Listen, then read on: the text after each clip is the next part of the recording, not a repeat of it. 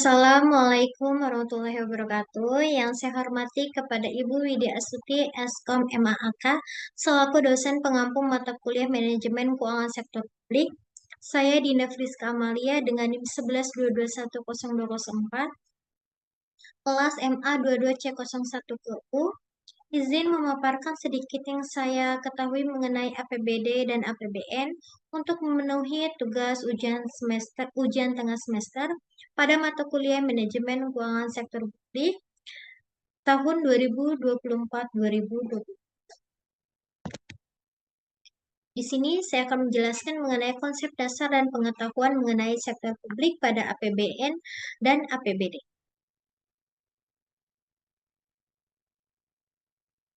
Anggaran pendapatan dan belanja negara atau APBN itu merupakan instrumen penting dalam pengelolaan keuangan sektor publik di Indonesia.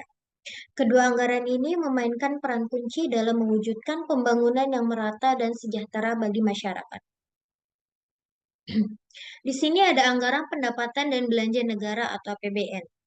APBN adalah rencana keuangan tahunan pemerintahan pusat yang ditetapkan melalui undang-undang atau disahkan oleh DPR atau Dewan Perwakilan Rakyat.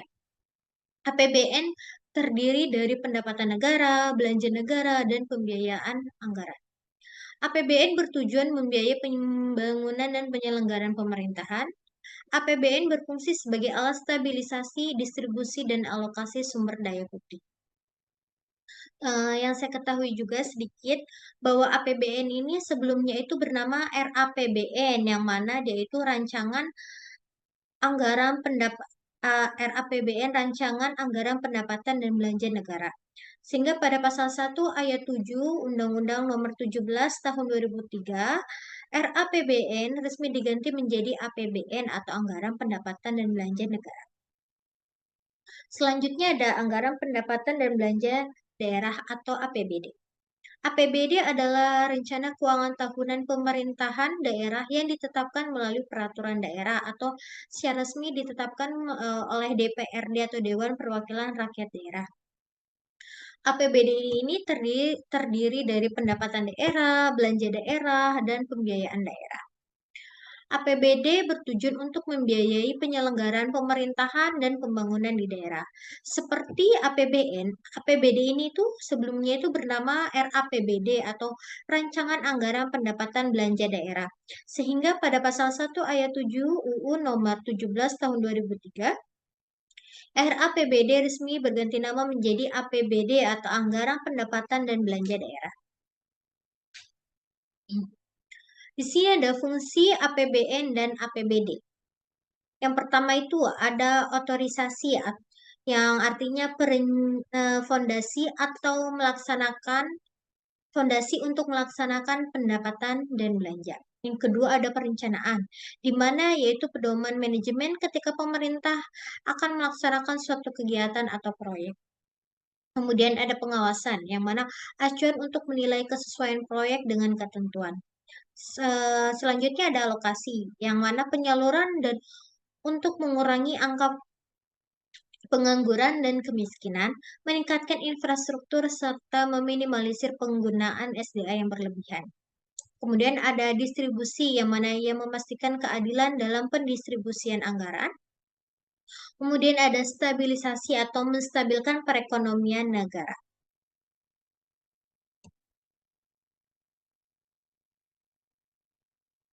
Selanjutnya di sini ada tujuan penyusunan APBN dan APBD. Yang pertama itu ada alokasi sumber daya, di mana dia itu mengalokasikan sumber daya keuangan untuk kegiatan pemerintahan dan pembangunan. Yang kedua ada stabilisasi ekonomi, yang mana dia itu mendukung stabilitas nasional dan regional kebijakan fiskal. Yang ketiga itu ada redistribusi pendapatan, di mana yaitu mewujudkan pemerataan dan keadilan dalam distribusi pendapatan masyarakat. Dan yang terakhir itu ada akuntabilitas, yang mana dia itu menjamin transparansi akuntabilitas pengelolaan keuangan publik. Jadi APBN dan APBD ini tuh berfungsi sebagai alat untuk stabilisasi ekonomi, distribusi sumber daya, alokasi anggaran, serta pengawasan dalam pengelolaan keuangan publik.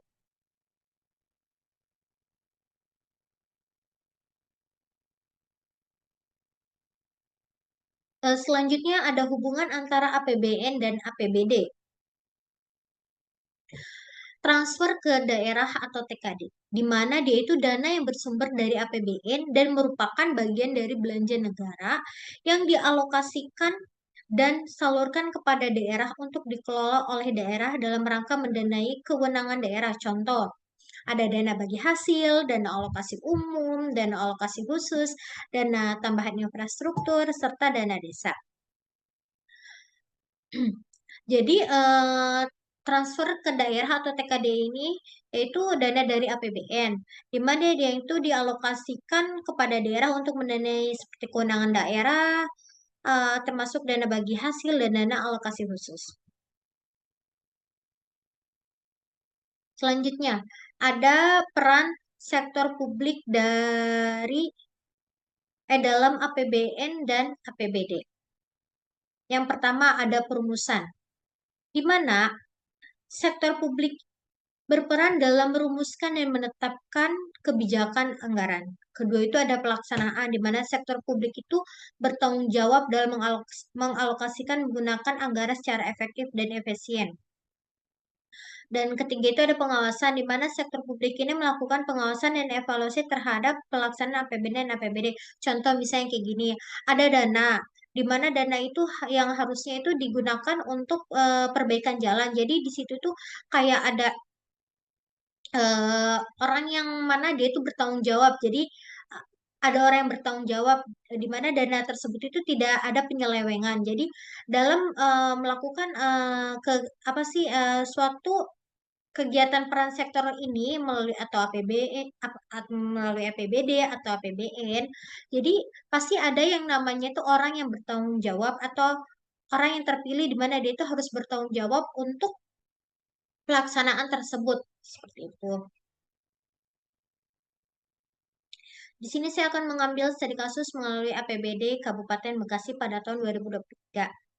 Eh, pada pendapatan daerah dia itu sebesar 5,2 triliun, pada belanja daerah dia itu 5,53 triliun, pada pembiayaan daerah dia itu sebesar 300 miliar, dan pada sektor unggulannya itu dia itu ada industri perdagangan dan pertanian.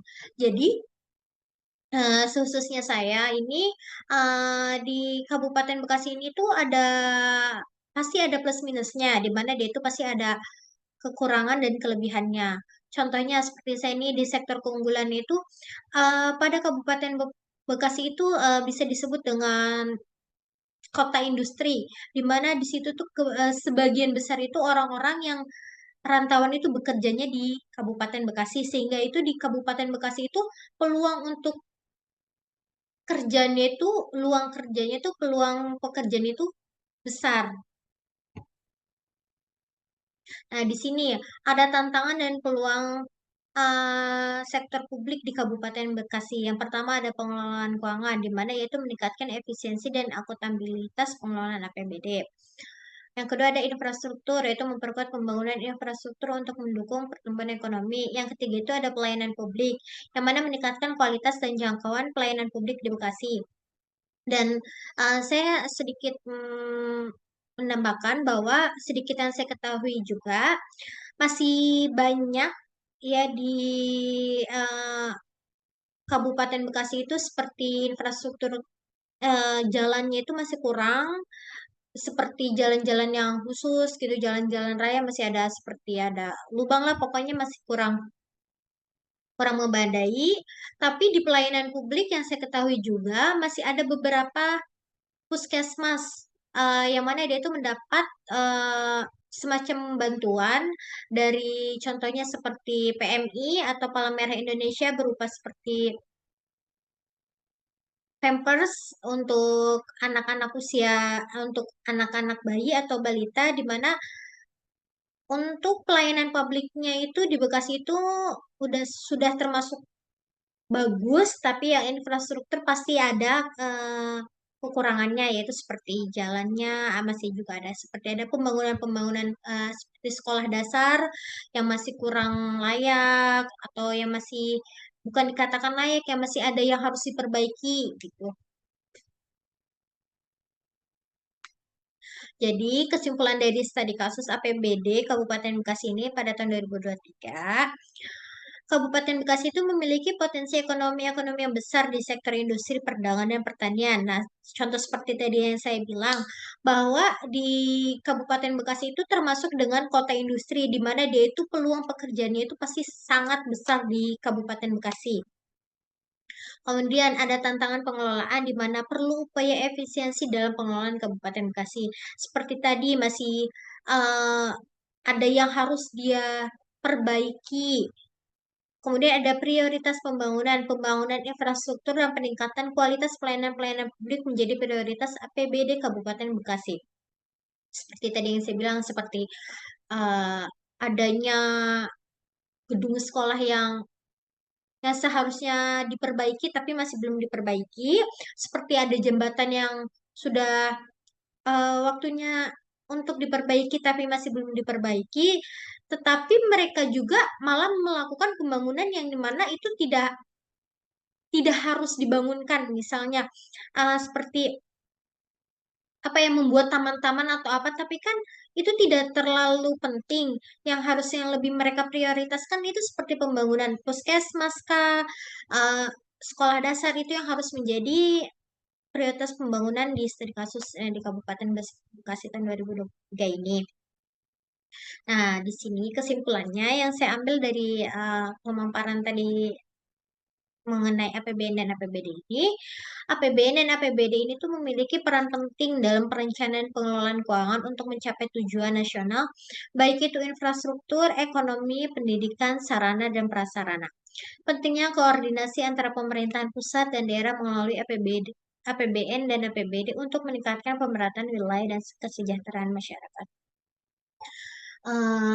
Yang saya ambil juga dari pemaparan saya ini, bahwa APBD itu atau anggaran pendapatan dan belanja daerah ini, khususnya pada studi kasus saya yang saya ambil itu di Kabupaten Bekasi itu sangat penting, di mana untuk mengelola seperti keuangan atau dan sebagai lainnya itu sangat penting karena tujuannya itu seperti ekonomi, pendidikan, sarana dan prasarana, khususnya seperti lansia, balita, itu yang perlu kita tanamkan dan perlu kita junjung tinggi itu pada negara kita ini ya, negara Indonesia.